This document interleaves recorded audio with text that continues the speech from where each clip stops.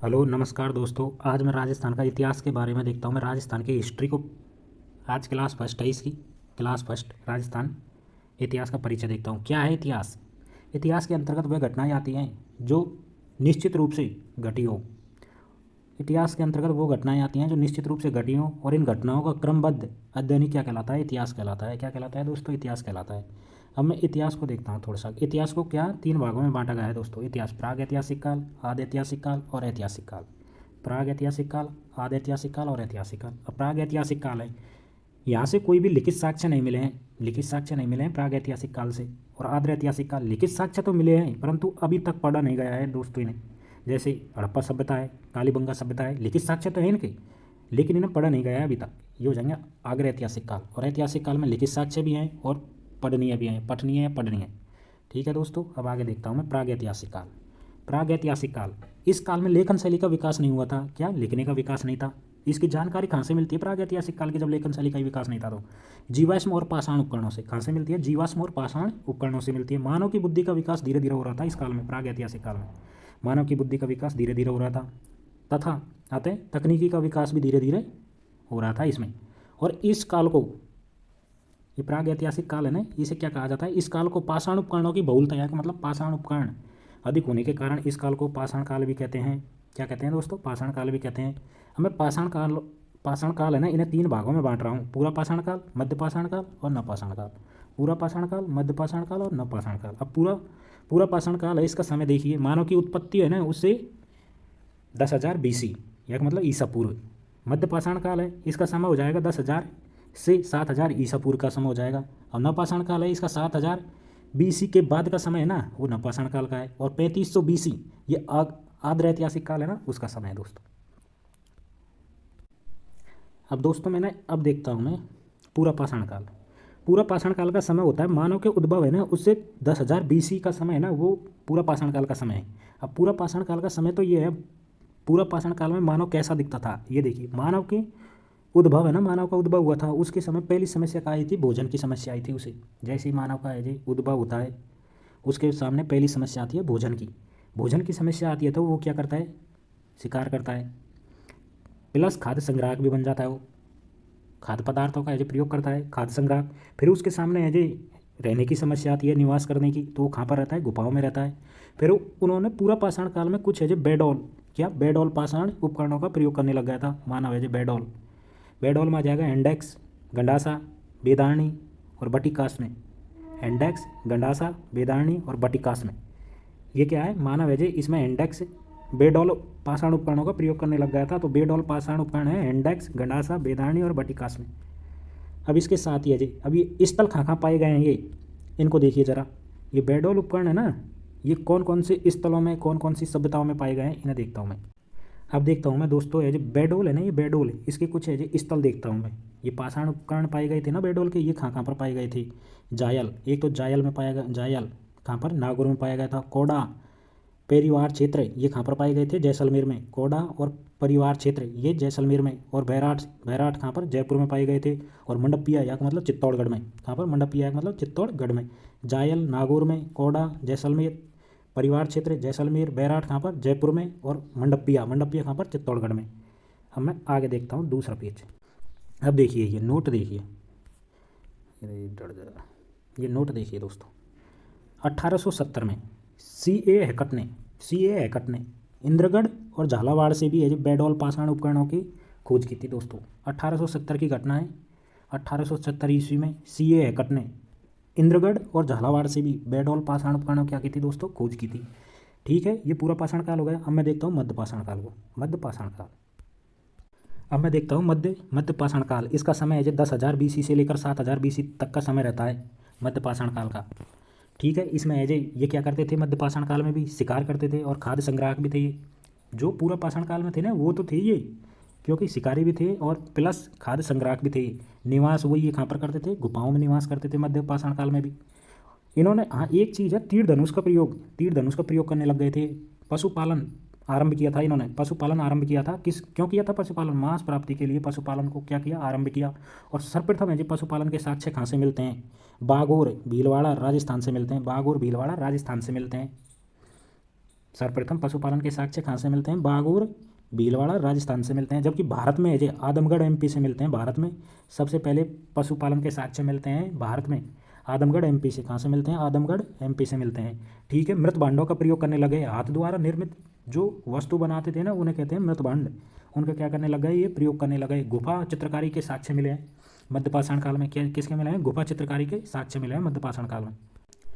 इसमें दोस्तों गुफा चित्रकारी के साक्ष्य मिलते हैं। खास क्या मिलते हैं? मध्यपाषाण काल में गुफा चित्रकारी से। इसमें मिलता है गदड़ा है जो बूंदी, यानी Gadara Bundi. World world rider rock painting के साक्ष्य मिलते हैं। गदड़ा बूंदी से कहाँ मिलते हैं? वर्ल्ड राइडर रॉक पेंटिंग के साक्ष्य। दर है जो दर कहाँ पर है? भरतपुर में। ये गुफा चित्रकारी के साक्ष्य हैं। दर कहाँ पर? भरतपुर में। अलनिया, दर्रा, तिपटिया, बिलासगढ़ ये कहाँ से मिलते हैं? कोटा से मिलते हैं। अलनिया, दर्रा, तिपटिया और बिलासगढ़ कहाँ से मिलते हैं? कोटा से मिलते हैं।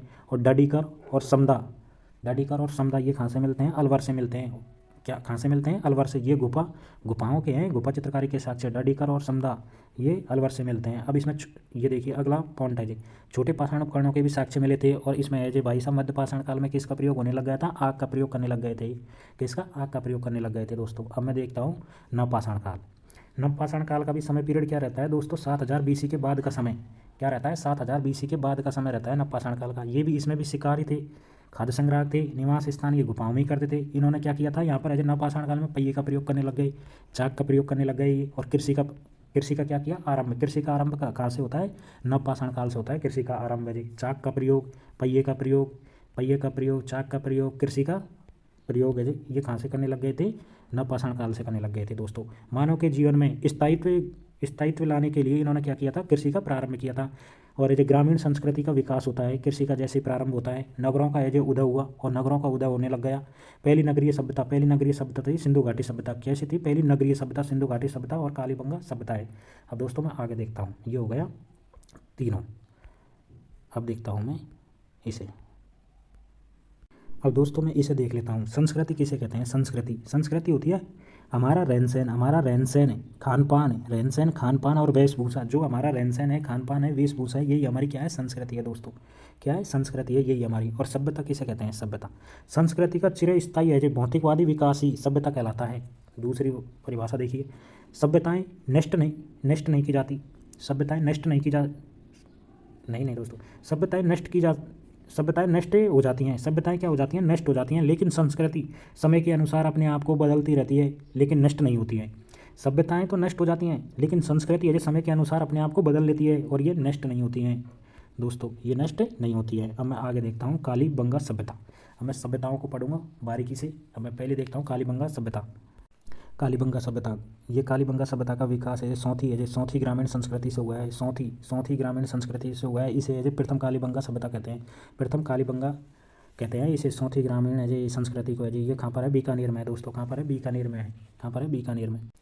सर्वप्रथम है जो कालीबंगा के बारे में जानकारी कौन देता है? एलपी टेस्टिटोरी ने दी थी, है ना। एलपी टेस्टिटोरी ने किसके आधार पर दी थी? ये प्राग ऐतिहासिक काल के रूप में दी थी, प्राग ऐतिहासिक काल। जबकि है कालीबंगा सभ्यता है जो प्राग ऐतिहासिक काल की शैली है, ये तो आद्र ऐतिहासिक काल की है, पर ये एलपी टेस्टिटोरी के अनुसार है दोस्तों। अभी कालीबंगा सभ्यता कहाँ पर है दोस्तों? हनुमानगढ़ जिले में। कहाँ पर है? हनुमानगढ़ जिले में। किस नदी के किनारे है? घग्गर नदी के किनारे है। इसे सरस्वती नदी कहते हैं। घग्गर नदी को क्या कहते हैं? सरस्वती नदी कहते हैं। द्विदंती है ना, द्विशदंती नदी कहते हैं, मृत्य नदी कहते हैं, अंत प्रवाह नदी भी इसे कहते हैं। मृत्य नदी भी कहते हैं, घग्गर नदी को सरस्वती नदी कहते हैं, द्विशदंती नदी कहते हैं, मृत्य नदी कहते हैं और अंत प्रवाह नदी भी कहते हैं। अब देखिए कालीबंगा की खोज किसने की थी? कालीबंगा की खोज की थी दोस्तों, खोजकर्ता हो जाएगा 1952 में अमलानंद घोष ने की थी। अमलानंद घोष ने। जबकि अजय कुछ बुकों में 51 से 53 के बीच में आ जाता है। 1952 में किसने की है?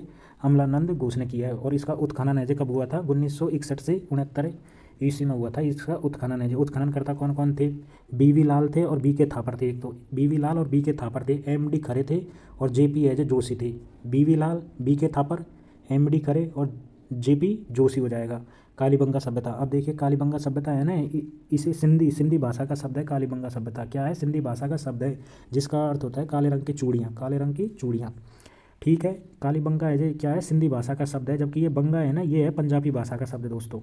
अब देखिए कालीबंगा के बारे में ये राजस्थान में स्वतंत्रता के बाद खोजा गया पहला स्थल है दोस्तों। ये राजस्थान में स्वतंत्रता के बाद खोजा गया पहला स्थल हो जाएगा कालीबंगा, ठीक है। अब आगे देखिए कालीबंगा है ना, कालीबंगा संग्रहालय कहाँ पर है दोस्तों? ये हनुमानगढ़ में बनाया गया है कालीबंगा संग्रहालय। स्थापना कब हुई थी इसकी? 1983 में होती है दोस्तों। कब होती है? 1983 में होती है।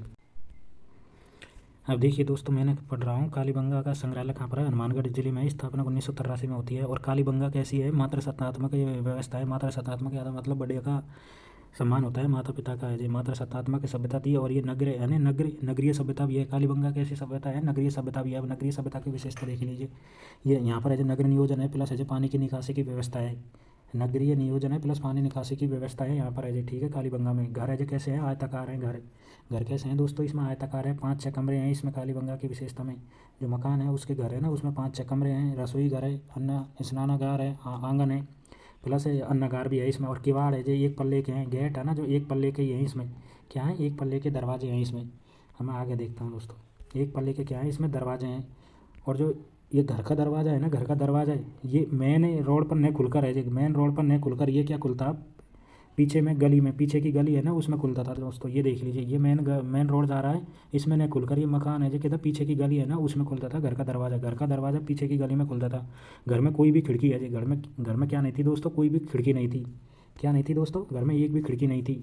घरों में एक भी खिड़की नहीं रहती थी इसमें। और नगर नियोजन में है जो ग्रेड पद्धति का प्रयोग किया गया था। कौन सी पद्धति का, ग्रेड पद्धति का प्रयोग किया गया था इसमें। नगर नियोजन में ग्रेड पद्धति का प्रयोग किया गया, जिसमें ऐसे सड़कें किस प्रकार थी, समकोण प्रकार थी दोस्तों। ये देखिए, ये ग्रेड पद्धति का प्रयोग किया गया था। सड़कें अजय आपस में अजय किस पर काट रही हैं, समकोण पर 90 डिग्री के कोण पर काट रही हैं। ठीक है दोस्तों, अब मैं देखता हूँ कालीबंगा का उत्खनन अजय 5 स्तरों पर हुआ है। कितने पर हुआ है, 5 स्तरों पर हुआ है दोस्तों। 5 स्तरों पर हुआ है। इसमें अजय 5 स्तरों को अजय 3 भागों में बांटा गया है। प्राक हड़प्पा कालीन, विकसित हड़प्पा और अजय उत्तर हड़प्पा। कैसे, प्राक हड़प्पा, विकसित हड़प्पा और उत्तर हड़प्पा। ये क्वेश्चन पूछा जाता है एग्जाम में। कालीबंगा का उत्खनन अजय कितने स्तरों पर हुआ है, 5 स्तरों पर हुआ है दोस्तों। ठीक है, अब मैं आगे देखता हूँ इसमें। ये जो मैंने 5 है इस तरह को कितने भागों में बांटा है, प्राक हड़प्पाकालीन और विकसित हड़प्पाकालीन और उत्तर हड़प्पा, 3 भागों में बांटा गया है। इसमें है जो पहला और दूसरा इस तरह आ जाएगा इसमें। ठीक है, प्राक हड़प्पाकालीन में है कौन कौन सा आ जाएगा, पहला और दूसरा आ जाएगा। ठीक है, और ये दोनों हैं इसमें, तीसरा चौथा और पाँचवा आ जाएगा। अब मैं कालीबंगा के है ये है महत्वपूर्ण, इसमें से ना से बनते हैं ज़्यादा क्वेश्चन है जी।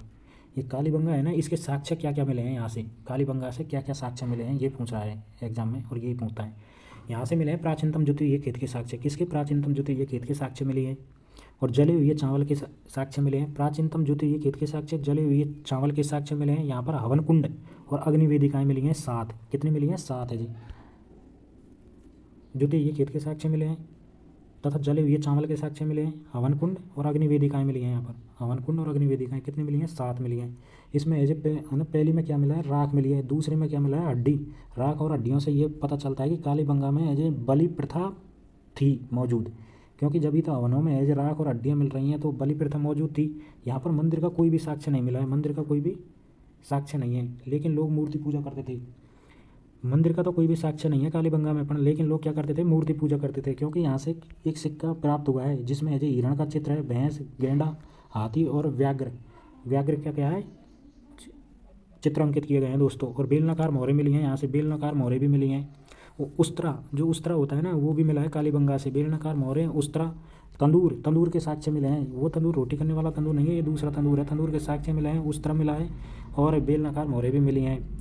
और टेराकोटा का प्रयोग किया गया है दोस्तों यहाँ पर। किसका, टेराकोटा का प्रयोग किया गया है कालीबंगा में। और कपास की खेती के भी साक्ष्य मिले हैं कालीबंगा से। क्या मिले हैं, कपास की खेती से साक्ष्य मिले हैं। और धोरी, ये देखिए धोरी खेती करते थे यहाँ के लोग, एक बार में 2 फसल उगाते थे जैसे सिरसू और चना। धोरी खेती के भी साक्ष्य मिले हैं। और साथ ही साथ भूकंप के साक्ष्य मिले हैं। भूकंप के क्या मिले हैं, कालीबंगा से साक्ष्य मिले हैं भूकंप के साक्ष्य मिले हैं। धोरी खेती करने के साक्ष्य मिले हैं। अब भूकंप का कैसे पता चला है, क्योंकि मकानों में क्या मिली है, दरारें मिली हैं, तो उससे साबित होता है कि यहाँ पर भूकंप के साक्ष्य हैं। ठीक है, और सड़कों को पक्की करने का प्रयास किया गया है यहाँ पर। ऐसे सड़कों को क्या किया गया है दोस्तों, प्रयास किया गया है। और घर की नालियाँ हैं ना, जो लकड़ी की नालियाँ मिली हैं यहाँ पर। किसकी मिली हैं, लकड़ी की नालियाँ मिली हैं कालीबंगा में। कालीबंगा में क्वेश्चन आएगा कि कैसी नालियाँ थी, तो वो आएंगी लकड़ी की नालियाँ थी यहाँ पर। और बालक की खोपड़ी में कितने छिद्र मिले हैं, 6 छेद मिले हैं, 6 छेद मिले हैं, जिससे ये पता चलता है हाइड्रोस्पोलिया रोग से ग्रसित थे यहाँ के लोग। हाइड्रोस्पोलिया नाम से ग्रसित थे यहाँ के लोग बाग हैं। ये रोग था क्योंकि खोपड़ी में छेद मिले हैं। और शैल चिकित्सा के लिए सर्वप्रथम साक्ष्य खांसे में क्या मिला है, बालक की खोपड़ी के साक्ष्य मिले हैं यहाँ से। हमें आगे देखता हूँ। और यहाँ से अलंकृत ईंटों का प्रयोग किया गया है, जिनका अनुपात क्या था, 4:2:1 में थी यहाँ पर है जी। क्या थी, 4:2:1 में थी। अलंकृत ईंटों का प्रयोग किया गया है। और ताम्र प्लस है काश्य धातुएं मिली हैं, इसलिए इसे ताम्रकाशी युगीन सभ्यता कहते हैं। ताम्रकाशीन युगीन सभ्यता या काश्य युगीन सभ्यता भी कहते हैं। ताम्रकाशीन ताम्रकालीन युगीन सभ्यता या कांस्य युगीन सभ्यता भी कहते हैं। ताम्र प्लस कांस्य, कांस्य का प्रयोग किया गया है। अब देखिए यहाँ से कुएं मिले हैं, हवन मिला है, यहाँ से ऊँट मिले हैं, भैंस मिली है और कुत्ते, इनके क्या मिलते हैं यहाँ पर साक्ष्य मिलते हैं कालीबंगा में। किसके मिलते हैं? कुएं के साक्ष्य मिलते हैं, हल के साक्ष्य मिलते हैं, ऊँट के साक्ष्य मिलते हैं, भैंस के साक्ष्य मिलते हैं, कुत्ते के अवशेष मिले हैं। इनके क्या मिले हैं? इनसे परिचित थी ये, कुल मिलाकर यहाँ मिली है तो इनसे क्या चाहिए? परिचित थे। घोड़े का कोई अवशेष नहीं मिला है, नहीं कोई लोहे का अवशेष मिला है। इस वजह से यहाँ के लोग है जी घोड़े और लोहे से अपरिचित थे। कालीबंगा के लोग घोड़े और लोहे से क्या थे दोस्तों? अपरिचित थे। यहाँ से बाँट मिले हैं, चट पत्थर के बने हुए, चट है ना, चट पत्थर के बने हुए बाँट मिले हैं जो 16 गुणज के होते थे, 16 गुणज के होते थे, ये पत्थर के बाँट है जी। और कालीबंगा सभ्यता है ना जो 2 टीलों में बटी हुई थी। कालीबंगा सभ्यता 2 टीलों में बटी हुई थी। पश्चिमी सभ्यता ये रही पश्चिमी, और पूर्वी है जी पश्चिमी टीला, ये पश्चिमी टीला है और ये पूर्वी टीला। हाँ ये तो पूर्वी टीला है और ये पश्चिमी टीला है। ये कौन सा है? पश्चिमी टीला, और ये हो जाएगा पूर्वी टीला। अब जो ये पूर्वी टीला है ना, ये पूर्वी टीला ये है जो विस्तृत या मतलब बड़ा था, ये बड़ा। और ये पश्चिमी टीला है, ये छोटा था। अब ये पूर्वी टीला है, इसे नगर टीला भी कहते थे। इसमें श्रमिक रहते थे, मजदूर और व्यापारी। श्रमिक, मजदूर और व्यापारी है जो पूर्वी टीले में रहते थे, जबकि पश्चिमी में कुलीन और पुरोहित रहते थे दोस्तों। अब ये श्रमिक मजदूर और व्यापारी है ना पश्चिमी टीले में, ये क्या करते थे? खेती करने का कार्य करते थे दोस्तों। अब एक क्वेश्चन और देखिए इनमें। अब ये टीला है ना, ये डॉट डॉट है, ये टीले की, ये पश्चिमी टीला और पूर्वी टीला है। इनकी चारों ओर जो दीवार थी ना, ये सुरक्षा दीवार, वो कच्ची ईंटों से थी दोस्तों। किससे थी? कच्ची ईंटों से थी। इसीलिए इसे दीनहीन बस्ती कहते हैं। दीनहीन क्या कहते हैं? बस्ती कहते हैं। कच्ची ईंटों से बनी हुई थी। दोनों टीलों की दीवार है जी, पूर्वी और पश्चिमी टीलों की दीवार है जी, किससे? कच्ची ईंटों से। इसे जो कच्ची ईंटों का प्रयोग किया गया था, इसीलिए इसे दीनहीन बस्ती कहते हैं। क्या कहते हैं? दीनहीन बस्ती कहते हैं। और यहाँ पर क्या है? लाल रंग के मृत भांड भी पाए गए थे दोस्तों, लाल रंग के मृत भांड पाए गए थे। और एक कालीबंगा सभ्यता है ना, इसकी लिपि कैसी थी? लिपि थी भावचित्रात्मक। लिखने की लिपि कैसी थी? भावचित्रात्मक तथा सैंधर्व्य लिपि थी। भावचित्रात्मक तथा सैंधर्व्य लिपि थी दोस्तों। और ये कालीबंगा सभ्यता का पता कैसे चलता है? कार्बन 14 है ना, कार्बन 14 डेंटिंग विधि के अनुसार, कार्बन 14 डेंटिंग विधि के अनुसार पता चलता है। इसके समय काल का है जी 2350 ईसा पूर्व से लेकर 1750 ईसा पूर्व का इसका समय है कालीबंगा सभ्यता का है जी। 2350 ईसा पूर्व से लेकर 1750 ईसा पूर्व। डॉक्टर दशरथ शर्मा ने जी, डॉक्टर दशरथ शर्मा ने क्या कहा है? डॉक्टर दशरथ शर्मा ने कहा है कालीबंगा को सिंधु घाटी सभ्यता है, सिंधु घाटी सभ्यता की तीसरी राजधानी। डॉक्टर दशरथ शर्मा ने क्या कहा है? कालीबंगा को सिंधु घाटी सभ्यता क्या कहा है? तीसरी राजधानी कहा है। जबकि स्टुअर्ट पिगट ने क्या कहा है? ये हड़प्पा और मोहनजोदड़ो सिंधु घाटी सभ्यता की 2 जुड़वा राजधानी है। क्या है? हड़प्पा है और मोहनजोदड़ो है ना, हड़प्पा और मोहनजोदड़ो सिंधु घाटी सभ्यता की 2 जुड़वा राजधानी बताया है स्टुअर्ट पिगट ने। अब आगे देखता हूँ मैं।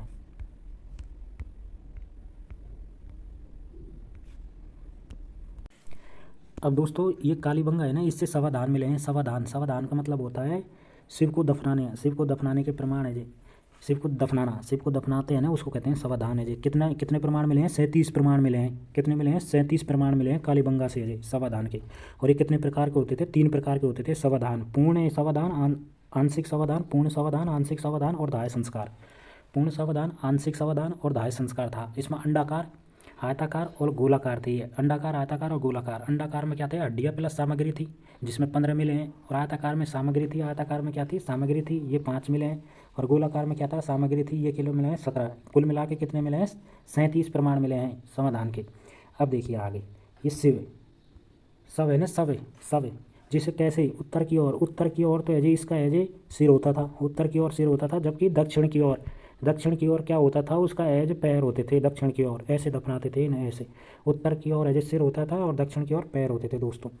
जबकि इसमें से एक विपरीत मिला है, जबकि ये क्या मिला है? विपरीत मिला है। एक सिर की कलाई की हड्डी छोटी है, एक सिर की कलाई की हड्डी छोटी मिली है। अतः यह अस्थि विसंगति को दर्शाता है। अस्थि विसंगति को क्या करता है? दर्शाता है दोस्तों। अब मैं देखता हूँ राजस्थान में ताम्र संस्कृति के प्रमुख स्थल है जी। किसके? ताम्र संस्कृति के प्रमुख स्थल राजस्थान में कौन कौन से हो जाएंगे दोस्तों? ये प्रमुख है जी, ये राजस्थान का मैप है, इसमें ताम्र संस्कृति के प्रमुख स्थल हैं। जैसे मैं देखता हूँ उदयपुर में हो जाएगा आड़ हो जाएगी, एक तो आड़ हो जाएगी, जाडोल हो जाएगा और बालाथाल हो जाएगा। आड़, जाडोल और बालाथाल है जी, ये हो जाएंगे उदयपुर में। चित्तौड़गढ़ में हो जाएगा पिंड मांडलिया किस में हो जाएगा? चित्तौड़गढ़ में हो जाएगा। भीलवाड़ा में हो जाएगा ओजियाना। भीलवाड़ा में क्या हो जाएगा? ओजियाना। और राजसमंद में कौन सा हो जाएगा? गिलुंड है जी, राजसमंद में हो जाएगा। ये ताम्र संस्कृति के प्रमुख स्थल हैं।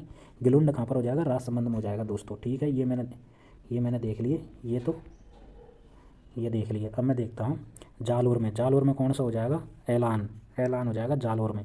ठीक है, नागौर में हो जाएगा कुराडा कुराडा, ठीक है। बीकानेर में हो जाएगा सावणिया तथा पोंगल, है ना, पोंगल है जी, पोंगल हो जाएगा, ठीक है। सीकर में कौन सा हो जाएगा, गणेश्वर सभ्यता हो जाएगी सीकर में, ताम्र संस्कृति की सभ्यता है ये, ठीक है। जैसलमेर में हो जाएगा जैसलमेर, जैसलमेर में जैसलमेर में नहीं, अजमेर में, अजमेर में देख बूढ़ा पुष्कर हो जाएगा अजमेर में। जयपुर में हो जाएगा चितवाड़ी, चितवाड़ी हो जाएगी किरोडोल और नंदलालपुरा, चितवाड़ी किरोडोल और नंदलालपुरा हो जाएगा, चितवाड़ी किरोडोल और नंदलालपुरा कहाँ पर हो जाएगा, जयपुर में हो जाएगा। सवाई माधोपुर में हो जाएगा कौल माहुली है ना, और मलहाय कहाँ पर हो जाएगा, भरतपुर में हो जाएगा, मलहाय कहाँ पर हो जाएगा, भरतपुर में हो जाएगा। ये राजस्थान के प्रमुख है जो ताम्र संस्कृति के प्रमुख यहाँ स्थल है। हमें ये क्वेश्चन देखिए, निम्नलिखित में से किस स्थल की है खोज स्वतंत्रता के पूर्व हुई थी, है ना, स्वतंत्रता के पूर्व, यहाँ का मतलब स्वतंत्रता से पहले हुई थी। इनों में है जी नागौर, है ना, ये नागौर, इसमें है जी कुराडा 1934 में है जी, ये स्वतंत्रता से पूर्व है जी इसकी खुदाई या खोज हुई थी दोस्तों है जी। अब आगे देखता हूँ मैं, अब मैं पढ़ूंगा आहड़ सभ्यता। कौन सी सभ्यता पढ़ूंगा, आहड़ सभ्यता। दोस्तों मैं आहड़ सभ्यता को देखता हूँ, कौन सी सभ्यता को देखता हूँ, अब आहड़ सभ्यता को, ये भी अच्छी सभ्यता है, ताम्रपाषाण काल की सभ्यता है, मैंने अभी देखा है, बनास संस्कृति पर स्थित है, ये ताम्रपाषाण काल की सभ्यता है, बनास संस्कृति पर स्थित है, उदयपुर जिले में है। आहड़ सभ्यता कहाँ पर हो जाएगी, उदयपुर जिले में। कौन सी नदी हो जाएगी, आड़ नदी है, बेड़च नदी, आड़ नदी है बेड़च नदी पर है कौन सी आहड़ सभ्यता। अन्य नाम क्या हो जाएगा इसका, अघाटपुर हो जाएगा, अघाटपुर है जो, अन्य नाम क्या हो जाएगा आहड़ सभ्यता का, अघाटपुर। स्थानीय नाम क्या है इसका, धूलकूट है।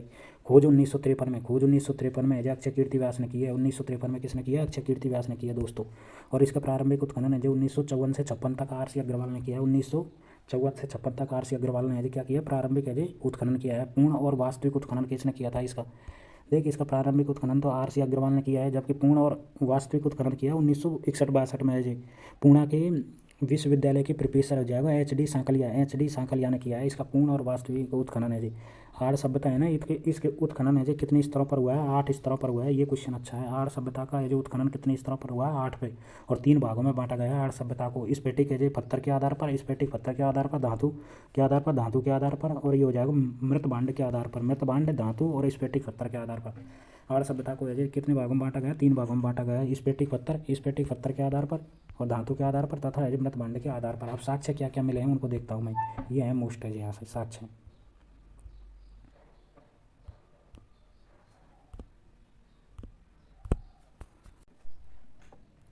अब देखिए मैं साक्ष्य पढ़ रहा था, आहड़ सभ्यता में वृषभ की आकृति मिली है, किसकी, वृषभ की आकृति मिली है, और इसे जो बनासियन बुल कहते हैं, ठीक है दोस्तों। वृषभ की आकृति मिली है जिसे बनासियन बुल नाम दिया गया है। 2 तांबे की कुल्हाड़ी मिली है, क्या मिली है दोस्तों, 2 तांबे की कुल्हाड़ी मिली है। बिना हत्थे वाले जलपात्र मिले हैं, 2 तांबे की कुल्हाड़ी मिली है, बिना हत्थे वाले जलपात्र मिले हैं। मकान की नीम मिली है, जिसमें मकान की नीम में क्या पत्थर का प्रयोग करते थे आड़ में, ठीक है। कच्ची ईंटों का प्रयोग ये करते थे ये लोग। जैसे रंगाई छपाई का सामान मिला है, तो इससे ये साबित होता है कि यहाँ पर उद्योगों के भी साक्ष्य हैं, घरों में 2-3 चूल्हे मिले हैं, क्या मिले हैं, 2-3 चूल्हे मिले हैं। मानव की हथेली की छाप मिली है, 2-3 चूल्हे हैं वहाँ पर, क्या मानव की हथेली की छाप मिली है, और 6-7 चूल्हे भी मिले हैं। इससे ये साबित होता है कि यहाँ पर संयुक्त परिवार भी था। कैसा परिवार था, संयुक्त परिवार भी था। एक बार देख लीजिए, वृषभ की आकृति मिली है, 2 तांबे की कुल्हाड़ी मिली है, बिना हत्थे वाले जलपात्र मिले हैं, मतलब जग मिला है। मकान की नींव मिली है, जिसमें क्या भरते थे, पत्थर भरते थे। कच्ची ईंटों का प्रयोग करते थे। रंगाई छपाई का सामान मिला है। घरों में 2-3 चूल्हे मिले हैं और 6-7 ऐसे चूल्हे मिले हैं। इससे ये पता चलता है कि यहाँ का ये सभ्यता संयुक्त परिवार वाली सभ्यता थी, ठीक है। और ये सभ्यता कैसी सभ्यता है, आहड़ सभ्यता ग्रामीण सभ्यता है। कैसी सभ्यता है, ग्रामीण सभ्यता है। यहाँ 40 तांबे की खदानें मिली है, 40 तांबे की खदानें मिली हैं। इसीलिए तांबे गलाने की भट्टियाँ भी मिली हैं। यहाँ से 40 तांबे की खदानें मिली हैं और तांबे गलाने की भट्टियाँ मिली हैं। इसीलिए आहड़ सभ्यता को है क्या, ताम्रवती नगरी कहते हैं। और ये ग्रामीण सभ्यता है। और ताम्रवती नगरी क्यों कहते हैं, 40 तांबे की खदानें मिली है और तांबे गलाने की भट्टियाँ मिली हैं, इसलिए इसे ताम्रवती नगरी कहते हैं। आहड़ सभ्यता को क्या कहते हैं, ताम्रवती नगरी कहते हैं आहड़ सभ्यता को, ठीक है। और देखिए यहाँ पर क्या क्या मिलता है, यहाँ पर लाल काले तथा मृत भांड मिले हैं। लाल काले क्या मिले हैं, मृत भांड, लाल काले मृत भांड मिले हैं। कृषि में क्या क्या मिले हैं, गेहूँ, चावल और जवार, है ना, गेहूँ, जवार और चावल के साक्ष्य मिली हैं आहड़ सभ्यता से। 6 यूनानी मुद्राएं मिली हैं, 3 मोहरें मिली हैं। 6 यूनान की मुद्रा मिली हैं यहाँ पर और 3 क्या मिली हैं, मोहरें मिली हैं, ठीक है। ये मोहरों में यूनानी देवता अपोलो के तीर व तर्कस से युक्त है, अपोलो है ना, ठीक है। यूनानी देवता अपोलो तीर व तर्कस से क्या है, युक्त है दोस्तों, है तीर व तर्कस से क्या है, युक्त है, अपोलो है जी, ठीक है। और यहाँ से व्यापारी वाणिज्य प्रथा का जो प्रचलन था ये भी पता चलता है। यहाँ से क्या था, यहाँ पर व्यापार और वाणिज्य प्रथा का क्या था, प्रचलन था। एक महिला की पत्थर की प्रतिमा भी मिली है यहाँ से। कहाँ क्या मिली है, एक महिला की पत्थर की प्रतिमा भी मिली है आड़ से, जो घाघरा पहने हुई है, जो क्या है घाघरा पहने हुई है। मिट्टी में है जी गोरे कोट मिले हैं, गोरे कोट मिले हैं, जैसे अनाज भरने के काम आती है, अनाज भरने के काम आती है गोरा कोट, जैसे टंकी कहते हैं ना अनाज भरने की, वो है मिट्टी की है जो गोरा कोट है ना, कोट मिली है। कहाँ से मिली है, आड़ से मिली है। और जो मृत व्यक्ति है जो कपड़ा पहने और गहनों सहित है जो गाड़े मिले हैं। मृत व्यक्ति है ना जो कपड़ा पहने और गहने सहित गाड़े हुए मिले हैं। कहाँ से, आड़ से। ये ग्रामीण संस्कृति है, ठीक है। ग्रामीण क्या है, संस्कृति है दोस्तों। है अब देख लीजिए है इसका समय 19 ईसा पूर्व के आसपास का समय है आड़ का। 1900 ईसा पूर्व है जी। डॉक्टर गोपीनाथ शर्मा के अनुसार अंतिम चरण में यहाँ पर है लोहे संस्कृति का प्रवेश हो गया था। डॉक्टर गोपीनाथ शर्मा कह रहा है कि आड़ सभ्यता है ना उसमें लोहे का प्रयोग नहीं है, परंतु अंतिम चरण में जब आड़ सभ्यता खत्म होने के कगार पर थी ना, उस टाइम ऐसे लोहे संस्कृति का प्रवेश हो गया था इसमें। नोट, भारत में सर्वप्रथम लोहे के साक्ष्य कहाँ से मिलते हैं, भारत में सर्वप्रथम लोहे के साक्ष्य मिलते हैं यूपी के एटा जिले में स्थित अतरंजी खेड़ा में मिले हैं, अतरंजी खेड़ा में मिले हैं, ठीक है। भारत में सर्वप्रथम लोहे के साक्ष्य मिलते हैं यूपी के एटा जिले में स्थित अतरंजी खेड़ा में मिले हैं। कहाँ पर मिले हैं, यूपी के एटा जिला के अतरंजी खेड़ा गाँव में मिले हैं। क्या मिला है, यहाँ से दांतली मिली है दोस्तों, दांतली मिली है, ठीक है दोस्तों, दांतली मिली है। अब पढ़ता हूँ मैं गिलुंड है सभ्यता। गिलुंड सभ्यता बनास संस्कृति पर स्थित है ये दूसरा महत्वपूर्ण क्या है स्थल है। पहला था आड़, दूसरा हो जाएगा गिलुंड सभ्यता। ये तो अपना पाषाणकालीन स्थल है। ये कौन से जिले में है, राजसमंद जिले में है। नदी हो जाएगी बनास पर है जी। गिलुंड सभ्यता है जी राजसमंद जिले में है, नदी बनास पर हो जाएगी। अन्य नाम क्या था इसका, मोडिया नगरी था इसका। अन्य नाम क्या है, मोडिया नगरी है, बनास नदी पर है, राजसमंद जिले में है। राजसमंद जिले में हो जाएगी, नदी हो जाएगी बनास, अन्य नाम हो जाएगा मोडिया नगरी। खोज किसने की थी इसकी, है ना, गिलुंड सभ्यता की खोज किसने की है, 1957-58 ईस्वी में किसने किया है, बीवी लाल ने किया है। 1957-58 ईस्वी में बीवी लाल ने किया है। इसके बाद में जब वापस खोज होती है इसकी 1998 से लेकर 2003 तक चलती है। वी.एस. शिंदे तथा ग्रेगरी पोसाल के द्वारा है इसकी खोज वापस होती है 1998 से लेकर 2003 तक, या मतलब 5 साल तक चली थी। वी.एस. शिंदे और ग्रेगरी पोसाल के द्वारा। अब यहाँ पर क्या क्या साक्ष्य मिलते हैं इनको और देख लीजिए। साक्ष्य मिलते हैं यहाँ पर लोग है जो आड़ के विपरीत है जो पक्की ईंटों का प्रयोग करते थे, जबकि आड़ में तो कच्ची ईंटों का प्रयोग होता था, जबकि गिलुंड सभ्यता है ना इसमें पक्की ईंटों का है जो प्रयोग करते थे आड़ के विपरीत। यहाँ पर लाल काले है जो चित्रित मृत भांड मिले हैं। लाल काले चित्रित क्या मिले हैं, मृत भांड मिले हैं दोस्तों। लाल काले क्या मिले हैं, चित्रित मृत भांड मिले हैं। जबकि यहाँ के लोग है जो आड़ के विपरीत है जो पक्की ईंटों का प्रयोग करते थे, ठीक है। हो गई गिलुंड सभ्यता। मैं आगे देखता हूँ सभ्यता कौन सी आ जाएगी, बालाथल।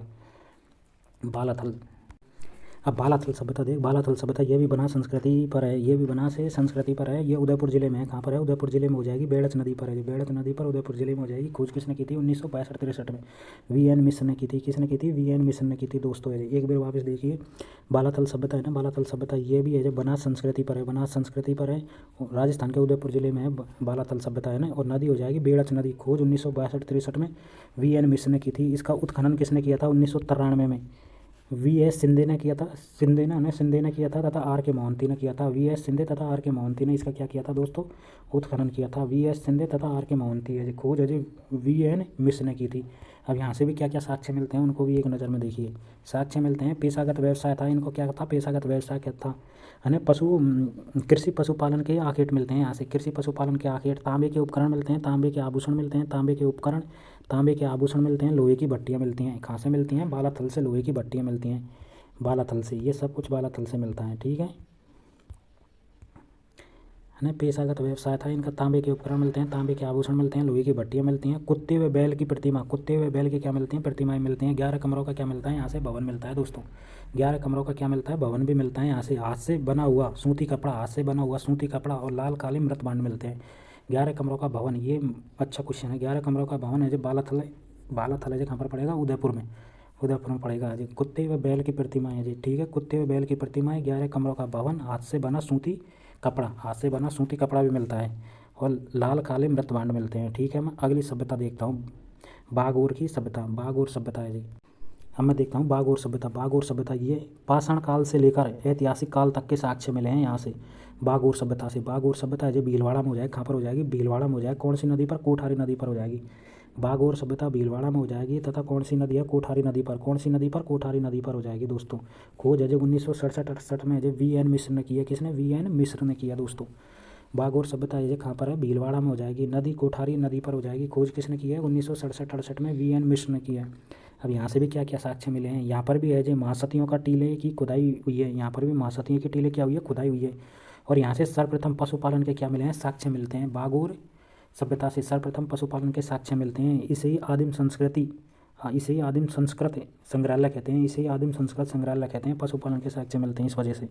और यहाँ से सर्वाधिक है जो पाषाण उपकरण मिले हैं, सर्वाधिक पाषाण उपकरण मिले हैं, इसलिए इसे हस्ते कुठार कहते हैं, हस्त कुठार कहते हैं। यहाँ से सर्वाधिक पाषाण उपकरण मिले हैं दोस्तों, क्या मिले हैं, पाषाण उपकरण मिले हैं, सर्वाधिक पाषाण उपकरण मिले हैं, इसीलिए इसे हस्त कुठार कहते हैं। हाथ कान के आभूषण मिले हैं, जैसे कांच के बने हुए, हाथ कान के आभूषण मिले हैं, कांच के बने हुए। यहाँ पर सर्वप्रथम पशुपालन के साक्ष्य मिले हैं दोस्तों।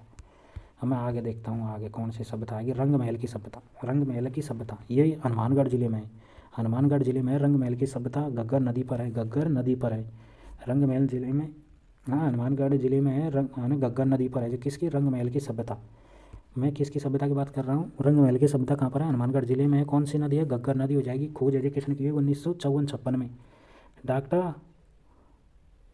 हनरीड के नेतृत्व में स्वीडिश दल ने किया था। ये दोस्तों इसमें थोड़ा सा मिस्टेक है, ये ऊपर नहीं है मात्रा। हनरीड के नेतृत्व में स्वीडिश दल ने किया था। इसकी है रंगमहल की सभ्यता की खोज है हनुमानगढ़ जिले में है, नदी घग्गर नदी पर है। ठीक है, साक्ष्य यहाँ लाल काले है डिजाइन मिले हैं, लाल काले डिजाइन मिले हैं। तांबे की है मृदाएँ मिली हैं। गुरु शिष्य की प्रतिमा, गुरु शिष्य की प्रतिमा कहाँ पर मिली है, रंगमहल सभ्यता पर मिली है। पहिएदार गाड़ी मिली है, यहाँ पर मिट्टी की है। पहिएदार क्या मिली है, गाड़ी मिली है, गाड़ी पहिएदार गाड़ी मिली है। गुरु शिष्य की प्रतिमा मिली है, तांबे की मृदाएँ मिली हैं दोस्तों। अब देखता हूँ मैं गणेश्वर सभ्यता। गणेश्वर सभ्यता कहाँ पर है, गणेश्वर सभ्यता यह भी है ताम्र संस्कृति का स्थल है। किसका है, ताम्र संस्कृति का स्थल है। नीम का थाना है जो सीकर में है। गणेश्वर सभ्यता कहाँ पर है, नीम का थाना सीकर में है। गणेश्वर सभ्यता नदी कौन सी हो जाएगी, कातली नदी पर है, कातली है ना। किस नदी पर हो जाए, गणेश्वर सभ्यता कातली नदी पर हो जाए। खोज किसने की थी, 1972 ईस्वी में रतन चंद्र अग्रवाल ने, रतन चंद्र अग्रवाल ने जो खोज की है 1972 में रतन चंद्र अग्रवाल ने की है। और उत्खननकर्ता 1977-78 में है जो रतन चंद्र अग्रवाल थे, प्लस है जो विजय कुमार थे और वी एन मिश्र थे। उत्खननकर्ता रतन चंद्र अग्रवाल, विजय कुमार और वी एन मिश्र थे। गणेश्वर सभ्यता की है जी उत्खनन करता। और जबकि खोज 1972 में रतन चंद्र अग्रवाल ने की है। यहाँ से भी क्या क्या साक्ष्य मिले हैं उन्हें भी देख लेते हैं जरा। यहाँ से मिले, यहाँ से अजय उत्खनन में अजय विभिन्न धातुओं की वस्तुएं मिली हैं। उत्खनन में क्या मिली हैं, विभिन्न धातुओं की वस्तुएं मिली हैं दोस्तों। उत्खनन में विभिन्न धातुओं की वस्तुएं मिली हैं, जिसमें सर्वाधिक वस्तु तांबे के उपकरण मिले हैं, 99% किसके, तांबे के उपकरण। जिसमें बाणाग्र पिन व फरसा मिले हैं तांबे के उपकरणों में है जी। मछली पकड़ने का तांबे का कांटा मिला है यहाँ पर है। मछली पकड़ने का तांबे का कांटा मिला है कहाँ पर, गणेश्वर सभ्यता में। कहाँ पर मिला है दोस्तों, गणेश्वर सभ्यता में मछली पकड़ने का तांबे का कांटा मिला है। ठीक है, और गणेश्वर को है जो पुरातत्व स्थलों का पुष्कर कहा जाता है। गणेश्वर को क्या कहा जाता है, पुरातत्व है ना, पुरातत्व स्थलों का है जो पुष्कर कहा जाता है। गणेश्वर सभ्यता को है जी पुरातत्व स्थलों का पुष्कर कहा जाता है। गणेश्वर सभ्यता को है जो ताम्रयुगीन सभ्यता कहते हैं। क्या कहते हैं, ताम्रयुगीन सभ्यता कहते हैं। ताम्रयुगीन सभ्यता की जननी, ताम्रयुगीन सभ्यता की जननी किसे कहा जाता है, गणेश्वर सभ्यता को कहा जाता है दोस्तों।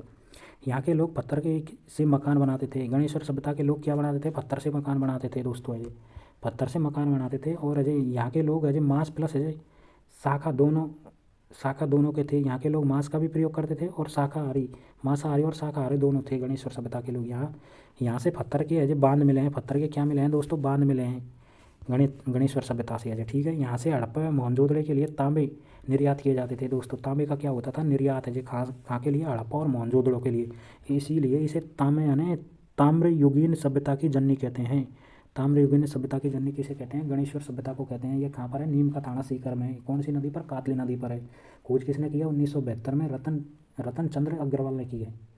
ठीक है दोस्तों, अभी मैं एक नज़र में देख लेता हूँ यहाँ पर क्या क्या मिला है। मछली पकड़ने का तांबे का कांटा मिला है। ठीक है, पहला हो जाएगा मछली पकड़ने का तांबे का कांटा, गणेश्वर सभ्यता से मछली पकड़ने का कांटा मिला है। गणेश्वर को पुरातत्व स्थल का जो पुष्कर कहा जाता है।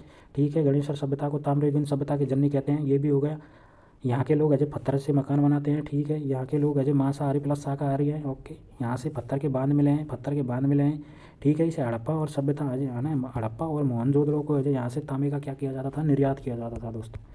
आगे देखिए, ये गणेश्वर सभ्यता का समय है 2800 ईसा पूर्व है। गणेश्वर सभ्यता का समय क्या है 2800 ईसा पूर्व। अब मोहनजोदड़ो और हड़प्पा के आयात स्थल देखता हूँ मैं। जो मोहनजोदड़ो और हड़प्पा के आयात स्थल है आयात स्थल ये हैं दोस्तों, इन पर एक नज़र दौड़ा सकते हो आप। आयात स्थल, ये आयात स्थल हो जाएंगे। जैसे ये देखिए, सेल खड़ी पत्थर का आयात कहाँ से होता था, राजस्थान और गुजरात से होता था। सेल खड़ी पत्थर का आयात राजस्थान गुजरात से होता था। तांबे का आयात खेतड़ी गणेश्वर और सीकर, यानी खेतड़ी से और गणेश्वर और सीकर की सभ्यताओं से होता था। तांबे का आयात है जी कहाँ से, खेतड़ी गणेश्वर और सीकर से। ठीक है। सोने का आयात होता था दक्षिण भारत या कि मतलब कर्नाटक से होता था। सोने का आयात है जी किसके लिए, हड़प्पा और मोहनजोदड़ो के लिए। ठीक है। और चांदी का आयात कहाँ से होता है, ईरान तथा मेसोपोटामिया है ना, मेसोपोटामिया। और शंख का आयात है जी, शंख का आयात कहाँ से होता है, बालकोट है जी पाकिस्तान से होता है। शंख का आयात है जी। टिन का आयात कहाँ से होता है, ईरान राजस्थान से होता है टिन का आयात। ईरान और राजस्थान से होता है। कांच का आयात जम्मू कश्मीर और राजस्थान से होता है दोस्तों, जम्मू कश्मीर और राजस्थान से होता है। तांबे का आयात खेतड़ी गणेश्वर और सीकर की सभ्यताओं से होता है दोस्तों। ठीक है, ये हो गई प्रमुख। मैं अब देखता हूँ बैराट सभ्यता, कौन सी सभ्यता, बैराट सभ्यता। गणेश्वर सभ्यता देख ली मैंने, बैराट सभ्यता देख लिया। अब मैं देखता हूँ बैराट सभ्यता, कौन सी सभ्यता, बैराट सभ्यता। बैराट सभ्यता है जी, ये पाषाण काल से लेकर मुगल काल के साक्ष्य मिलते हैं इसमें। पाषाण काल से लेकर मुगल काल के क्या मिलते हैं, साक्ष्य मिलते हैं। बैराट सभ्यता है जी कहाँ पर है, बैराट सभ्यता है ये बहरोड़ कोटपुतली जयपुर में है। बहरोड़ कोटपुतली जयपुर में है बैराट सभ्यता। कहाँ पर है, बहरोड़ कोटपुतली जयपुर में। नदी कौन सी हो जाएगी, बाणगंगा हो जाएगी, जिसे अर्जुन की गंगा कहते हैं। बाणगंगा क्या कहते हैं, अर्जुन की गंगा कहते हैं। सर्वप्रथम जानकारी 1837 में कैप्टन बर्ट ने दी थी। बैराट सभ्यता की जानकारी सर्वप्रथम किसने दी थी, 1837 में कैप्टन बर्ट ने दी थी। खोज 1836-37 में किसने की थी, दयाराम साहनी ने की थी दोस्तों। किसने, दयाराम साहनी ने की थी 1836-37 में। और इसका उत्खनन होता है 61-62 में। जय नील रतन बनर्जी कौन कौन थे उत्खनन में, नील रतन बनर्जी थे एक तो, और कैलाश दीक्षित थे, यानी नील रतन बनर्जी और कैलाश दीक्षित थे। और खोज किसने की है, दयाराम साहनी ने की है दोस्तों। इस सभ्यता की जानकारी कहाँ से मिलती है, इस सभ्यता की जानकारी कहाँ से मिलती है, हमें ये देखना है। बैराट सभ्यता की जानकारी हमें महाभारत से मिलती है, महाभारत से। और इस सभ्यता का संबंध मौर्य वंश से भी रहा है। इस सभ्यता की जानकारी महाभारत से मिलती है, इस सभ्यता की जानकारी महाभारत से मिलती है। और इस सभ्यता का संबंध है जो मौर्य वंश से भी रहा है। और महाजनपद युग में है जो मत्स्य महाजनपद की राजधानी क्या थी, विराटनगर थी। महाजनपद युग में है जो मत्स्य महाजनपद की राजधानी क्या थी दोस्तों, विराटनगर थी। ठीक है। अब इसके उत्खनित स्थल है जी, ये बीजक की डूंगरी में है। बैराट सभ्यता है जी, भीम जी की डूंगरी में है, गणेश जी की डूंगरी में है और महादेव जी की डूंगरी में है। कौन कौन सी डूंगरी है, बीजक की डूंगरी, भीम जी की डूंगरी, गणेश जी की डूंगरी और महादेव जी की डूंगरी। बीजक की, भीम जी की, गणेश जी की और महादेव जी की डूंगरी उत्खनित स्थल हैं इसके है बैराट के।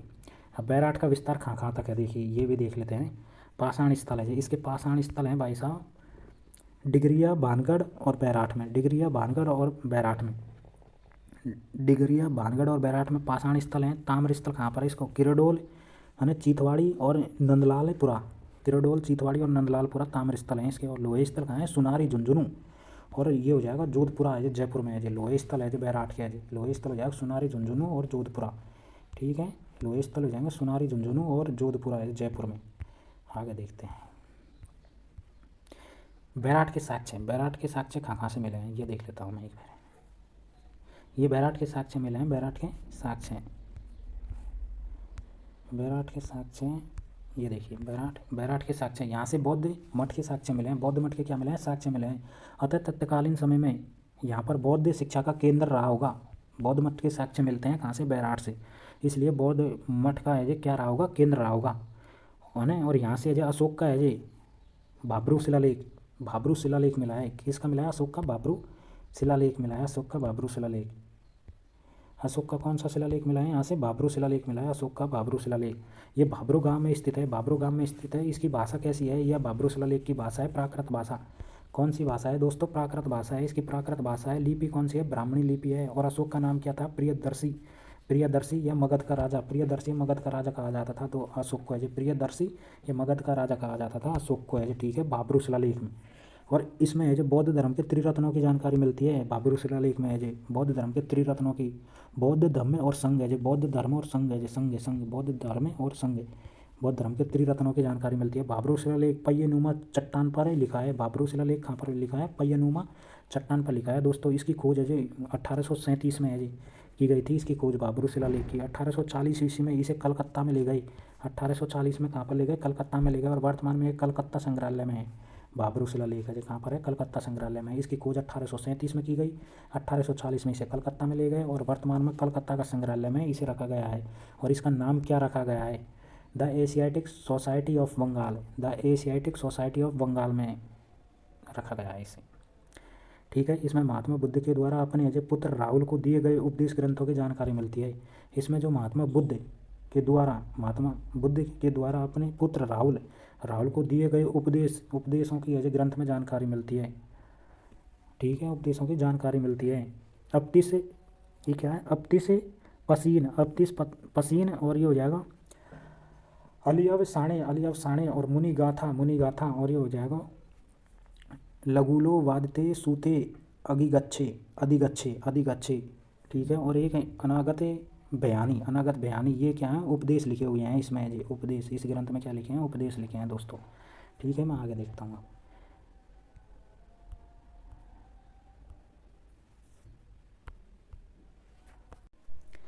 यहाँ से है ना, यहाँ से एक गोल मंदिर के साक्ष्य मिले हैं। कहाँ से मिले हैं? गोल मंदिर के साक्ष्य जी, बैराट से मिले हैं गोल मंदिर के साक्ष्य, जिसका निर्माण सम्राट अशोक ने करवाया था। ठीक है, गोल मंदिर के साक्ष्य मिले हैं जिसका निर्माण सम्राट अशोक ने करवाया था।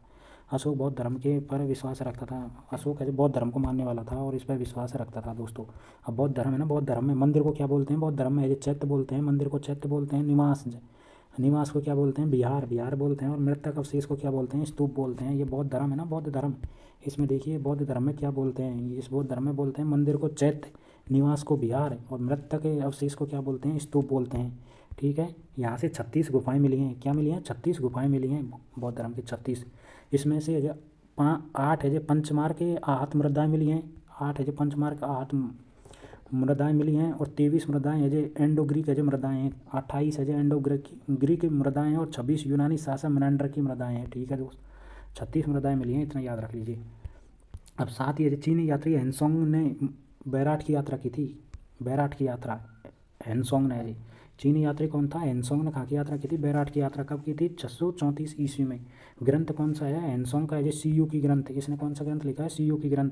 हेनसोंग के अनुसार यहाँ से है जो 8 बौद्ध मठ मिले हैं। कितने बौद्ध मठ मिले हैं? 8 बौद्ध मठ मिले हैं। तथा यहाँ पर है जो भैंस बैल प्रसिद्ध थे उस टाइम। है जो भैंस बैल क्या थे? प्रसिद्ध थे। ठीक है दोस्तों, यहाँ से एक सोने का है कलश भी मिला है ना, बैराट से क्या मिला है? एक सोने का कलश मिला है जिसमें हड्डियाँ मिली हैं। महाराणा राम सिंह सेकंड के समय खुदाई की गई थी दोस्तों। है जी, ये कलश मिला है ना, सोने का है जी कलश मिला था। इसकी खुदाई किसके टाइम की गई थी? महाराणा राम सिंह के समय। है जी, सोने का कलश मिला है ना, उसमें है जी महाराणा राम सिंह सेकंड के समय खुदाई की गई थी दोस्तों। अब आगे देख लीजिए। 1871 ईस्वी में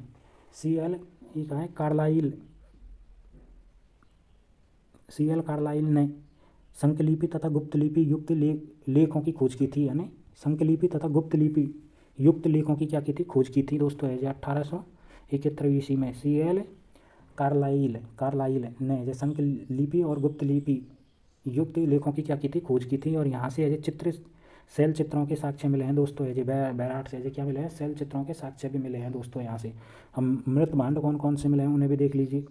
यहाँ पर है जो आकार कलर मृत भांड मिले हैं।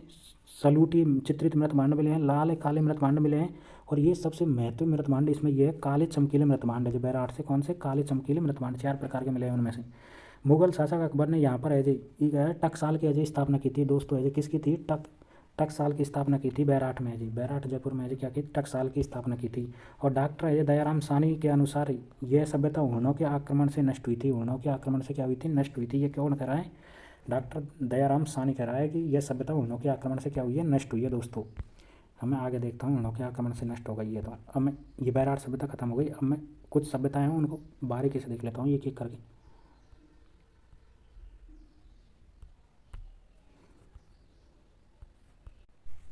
ठीक है अब दोस्तों, मैं देखता हूँ रेड सभ्यता टोंक जिले में है। कहाँ पर है? टोंक जिले में है। नदी ढील नदी पर है। ढील नदी पर खोज है जो 1938 से 48 ईस्वी में KN पुरी ने की थी दोस्तों। KN पुरी ने। यहाँ से क्या क्या साक्ष्य मिलते हैं आप देख लीजिए। रेड सभ्यता है जो टोंक जिले में है। नदी ढील नदी पर है। खोज 1938 से 48 तक चलती है। KN पुरी ने की थी दोस्तों। साक्ष्य मिलते हैं यहाँ से विभिन्न धातु की वस्तुएं मिली थी। लेकिन अजय सर्वाधिक वस्तुएं किसकी थी? यहाँ से लोहे की। रेड सभ्यता से सर्वाधिक वस्तुएं लोहे की थी, इसीलिए प्राचीन भारत का है जी इसे टाटा नगर कहते हैं। रेड सभ्यता को एक मतलब टोंक के क्षेत्र में है ना रेड सभ्यता, इसे प्राचीन भारत का क्या कहा जाता है, टाटा नगर कहा जाता है दोस्तों। क्या कहा जाता है, टाटा नगर, क्योंकि यहाँ लोहे के सबसे ज़्यादा अवशेष मिले थे। यहाँ से एशिया का सिक्कों का सबसे बड़ा भंडार मिला है। सिक्कों का क्या मिला है, सबसे बड़ा भंडार मिला है एशिया का, ये सिक्कों का सबसे बड़ा भंडार मिला है दोस्तों। यहाँ से है ना, यहाँ से एशिया का सिक्कों का सबसे बड़ा भंडार मिला है, मतलब 3000 सिक्के मिले हैं यहाँ से। और यहाँ से मालव जनपद की है जी मृदाएँ भी मिली हैं, मृदाएँ भी है जी मानव जनपद की है जी, ठीक है। और यहाँ से है जी 115 है ना घेरेदार कुएं भी मिले हैं, 115 क्या मिले हैं, घेरेदार कुएं भी मिले हैं। कहाँ से, रेड सभ्यता से। अब मैं देखता हूँ सुनारी सभ्यता। सुनारी सभ्यता झुंझुनू में स्थित है। झुंझुनू में कहाँ पर है, झुंझुनू में है दोस्तों ये सुनारी सभ्यता। झुंझुनू में नदी हो जाए कांतली नदी पर है, कांतली नदी पर सुनारी सभ्यता कहाँ पर है, झुंझुनू में है। कहाँ पर, कांतली नदी पर। खोज है जी, खोज है ना झुंझुनू में कातली नदी पर है। 1981-82 में जो पुरातत्व विभाग है ना उसने जो सुनारी सभ्यता की खोज की है। सुनारी सभ्यता की खोज है जो झुंझुनू में कहाँ पर किसने किया, पुरातत्व विभाग ने किया दोस्तों। अब देखिए इसके साक्ष्य, वैदिक कालीन सभ्यता के साक्ष्य मिले हैं। वैदिक कालीन सभ्यता के साक्ष्य मिले हैं। ये लोहे युगीन सभ्यता है, सुनारी सभ्यता है। कैसी सभ्यता है, लोहे युगीन सभ्यता है, ताम्रकालीन सभ्यता नहीं है ये, ठीक है। कौन सी है, लोहे युगीन सभ्यता है। यहाँ से है जो प्राचीनतम लोहे की भट्टियाँ मिली हैं। प्राचीनतम लोहे की भट्टियाँ कहाँ से मिली हैं, सुनारी सभ्यता झुंझुनू से। यहाँ से चावल के भी साक्ष्य मिले हैं, चावल के साक्ष्य मिले हैं। घोड़े द्वारा खींची जाने वाली रथ यात्रा, घोड़े द्वारा खींची जाने रथ यात्रा है जो कहाँ से मिली है, सुनारी सभ्यता झुंझुनू से, ठीक है। झुंझुनू से मिली है दोस्तों है जी, कहाँ से मिली है, झुंझुनू से मिलती है। घोड़े द्वारा खींचे जाने वाली रथ के साक्ष्य है जो, ठीक है। शुंग वंश प्लस मौर्य वंश प्लस है जो कुषाण वंश के साक्ष्य मिलते हैं। शुंग वंश, मौर्य वंश और कुषाण वंश के क्या मिलते हैं, साक्ष्य मिलते हैं सुनारी सभ्यता से। अब देखता हूँ मैं अन्य सभ्यताएँ। गंगानगर में है जो कौन कौन सी सभ्यताएँ हैं, तरखान वाला डेरा, अनूपगढ़ और चक 84 है जी ये सभ्यताएँ हैं, ठीक है। गंगानगर में है जी तरखान वाला डेरा, अनूपगढ़ और चक 84 हो जाएगी। और बीकानेर में कौन कौन सी हो जाएगी, सोंथी सावणिया, पूगल और डोडा थोरा है जी, ये कहाँ पर हो जाएगी, बीकानेर में हो जाएगी। सोंथी, सावणिया, पोंगल और डोडा थोरा है जी, ये कहाँ पर हो जाएगी, बीकानेर में हो जाएगी दोस्तों, बीकानेर में हो जाएगी। अब हनुमानगढ़ में कौन कौन सी सभ्यताएँ हैं, कर्णपुरा, रंग महल, भादरा, पीली गंगा और कालीबंगा। देखिए दोस्तों ये कौन कौन सी है हनुमानगढ़ में, कर्णपुरा, रंग महल, भादरा, पीली बंगा और कालीबंगा, ये हनुमानगढ़ में हो जाएंगे। अब जैसलमेर में है जी, ठीक है। कर्णपुरा की है जी खोज किसने की है, SK मिश्र तथा VN प्रभाकर ने की है 2012-13 में, ठीक है। अब मैं देखता हूँ जैसलमेर में सोने क्षेत्र और परिवार क्षेत्र है ना, सोनू क्षेत्र और परिवार क्षेत्र, जिसमें चूल्हे के दांत के साक्ष्य मिले हैं। ये चूहे होने चाहिए, मैं देख लूँगा इसको, मुझे पता नहीं है क्या है वैसे। कौड़ा, देख इसमें कौड़ा हो जाएगी, ओला हो जाएगी तथा है लोद्रवा है जो जैसलमेर में हो जाएगी। सुनारी कहाँ पर हो जाएगी, झुंझुनू में हो जाएगी। सुनारी कहाँ पर हो जाएगी दोस्तों, झुंझुनू में हो जाएगी। सीकर में है जो कौन सी हो जाएगी, है ना, गोगारा तथा सोगरा है, सोएग्रा है ना, गोगारा तथा सोगरा सीकर में हो जाएगी। और गणेश्वर सभ्यता कहाँ पर हो जाएगी, नीम का थाना में हो जाएगी दोस्तों। जयपुर में कौन सी हो जाएगी, बैराट हो जाएगी। एक तो बैराट हो जाएगी, जोधपुरा किरोडोल, बैराट जोधपुरा किरोडोल, चितवाड़ी, नंदलालपुरा और एक है नलियारसर है जो सांबर में, सांबर में हो जाएगी दोस्तों। देख लीजिए एक बार और, बैराट हो जाएगी, जोधपुरा हो जाएगी, किरोडोल हो जाएगी, चितवाड़ी हो जाएगी, नंदलालपुरा हो जाएगी और नलियारसर सांबर हो जाएगी, ठीक है। नोए सभ्यता भरतपुर में हो जाएगी। नोए सभ्यता भरतपुर, यहाँ से महाभारत काल से लेकर है जैसे के 7 भाग काल के अवशेष मिलते हैं। महाभारत काल से लेकर 7 शाह काल के अवशेष मिलते हैं। 1.5 मीटर ऊंची प्रतिमा, 1.5 मीटर ऊंची प्रतिमा है यहाँ पर है जी, है ना। ये कहाँ है, जाख बाबा की, हाँ ठीक है, जाख बाबा की। मलाय, यहाँ पर मलाय भी हो जाएगी भरतपुर में। नोए, मलाय और श्री रंगपत या ब्याना नील की खेती के साक्ष्य मिले हैं, ठीक है। श्री रंगपत या ब्याना कौन कौन सी हो जाएगी, नोए, मलाय, श्री रंगपत या ब्याना है जी, ठीक है, भरतपुर में हो जाएगी दोस्तों। अब कुछ और हैं, इनको और देख लेते हैं। भीलवाड़ा में ओजियाना, बागोर, जाजपुर और लाछूरा। ओजियाना, बागोर, जाजपुर और लाछूरा हो जाएगी। अजमेर में हो जाएगी बूढ़ा पुष्कर हो जाएगी। दौसा में हो जाएगी बसवा, दौसा में कौन सी हो जाएगी, बसवा हो जाएगी। अजमेर में बूढ़ा पुष्कर हो जाएगी। अलवर में डंडीकर हो जाएगी, ठीक है। गिलुंड अजय राजसमंद में हो जाएगी पचमता, पचमता तथा गिलुंड अजय राजसमंद में हो जाएगी। सवाई माधोपुर में हो जाएगी कौल माहुली, कौल माहुली अजय सवाई माधोपुर में हो जाएगी। बूंदी में हो जाएगी इंद्रगढ़ ननेवा तथा अजय कौन सी हो जाएगी गड़दड़ा, गड़दड़ा। इंद्रगढ़ ननेवा और गड़दड़ा बूंदी में हो जाएगी। दर्रा अलनिया तथा तिपटिया और बिलासगढ़, दर्रा अलनिया तिपटिया और बिलासगढ़ कोटा में हो जाएगी। दर्रा अलनिया तिपटिया और बिलासगढ़ कोटा में हो जाएगी, है ना। इसवाल आहड़ बेलाथल, इसवाल उदयपुर में देखिए इसवाल है ना, दूध के दांत के साक्ष्य मिले हैं यहाँ से। इसवाल आहड़ बालाथल और झाडोल, झाडोल। इसवाल आहड़ बालाथल और झाडोल ऐसे कहाँ से हो जाएगी, ये उदयपुर से हो जाएगी। अब ये देखिए चित्तौड़गढ़ में कौन कौन सी हो जाएगी। पिंड मांडलिय, पिंड मांडलिय, नदी घाटी, नदी घाटी, सिवी, सिवी, मध्यमिका, मध्यमिका, नगरी, नगरी और मंडपिया, मंडपिया है जो मंडपिया, नगरी, मध्यमिका, सिवी, नदी घाटी और यह पिंड मांडलिय, पिंड मांडलिय। और ये रेड या नगर है जो टोंक में हो जाएगी, यह भी पढ़िए रेड या नगर टोंक में हो जाएगी, ठीक है। और तिलवाड़ा है जो कहाँ पर हो जाएगी, बाड़मेर में हो जाएगी। तिलवाड़ा कहाँ पर हो जाएगी दोस्तों, बाड़मेर में हो जाएगी। और तलवाड़ा बांसवाड़ा में हो जाएगी, तलवाड़ा बांसवाड़ा में और तिलवाड़ा बाड़मेर में हो जाएगी दोस्तों। और जायल कुराड़ा और खुराड़ी, खुराड़ी, जायल कुराड़ा और खुराड़ी ये नागौर में हो जाएगी। और मंडोर और उम्मेदनगर है जो जोधपुर में, मंडोर और उम्मेदनगर ये जोधपुर में हो जाएगी। मंडोर उम्मेदनगर ये कहाँ पर हो जाएगी, जोधपुर में हो जाएगी। थैंक यू दोस्तों, हमारी सभ्यताएं पूरी ख़त्म हो चुकी।